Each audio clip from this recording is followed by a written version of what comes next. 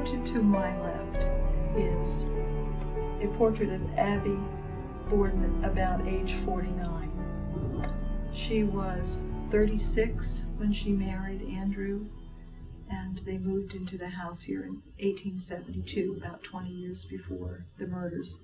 We were sitting in the Borden's bedroom. She's my favorite, you know, of all the characters. I feel the most sympathy for her. As the detested stepmother, the old spinster who was lucky to find a man at a late age. And women could be terribly cruel to other women. So I think this was a very unhappy room. Probably Abby lay on that bed at night and wept over the treatment she received from her ungrateful stepdaughters. I picked that up in this room anyway. This was a room with secret sorrow.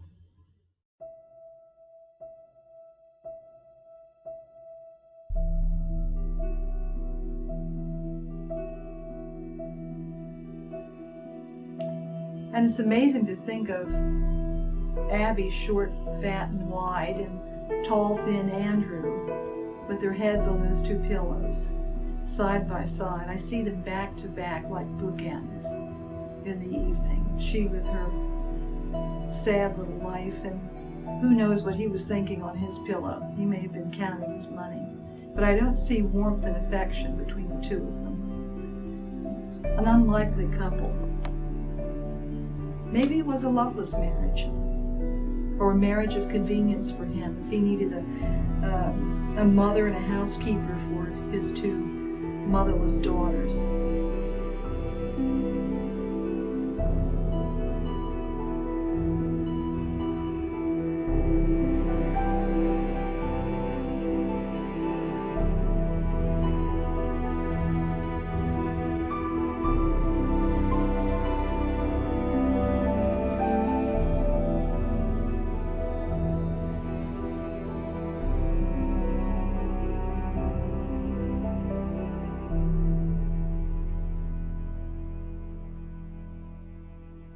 We're in the guest bedroom on the second floor where Mrs. Borden was killed, sometime between 9:15 perhaps and 10 o'clock on the morning of August 4th.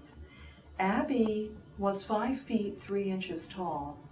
We find her body with the head about at the middle of the dressing case against the wall.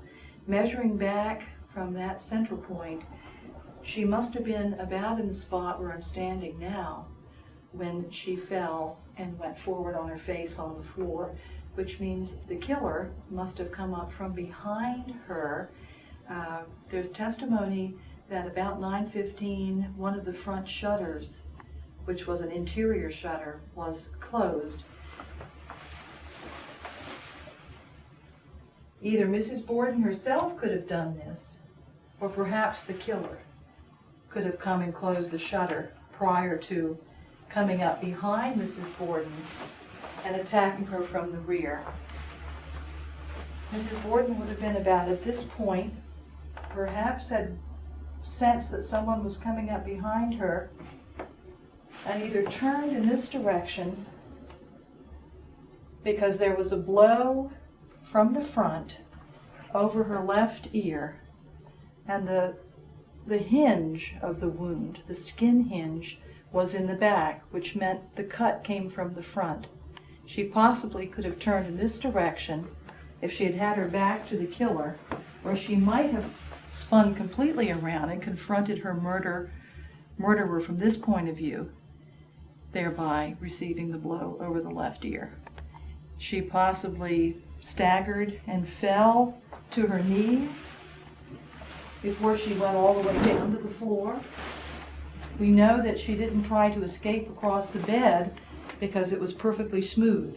When the police arrived later, there was no attempt for Mrs. Borden to go out. The only exit from this room, which is the door to the front landing, and at this point, she may not have been killed by the first blow. The first blow may not have been fatal.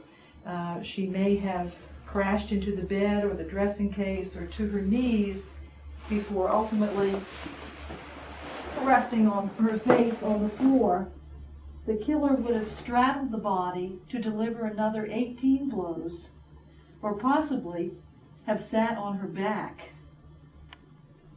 grasping her hair and delivering another 18 blows to the head.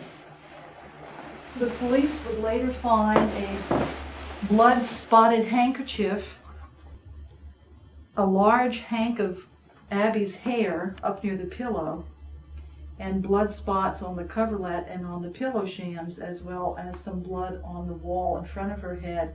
And when the hatchet would go behind, there were some spots on the ceiling and behind on the window. So this could have been the murder scenario through the eyes of the victim.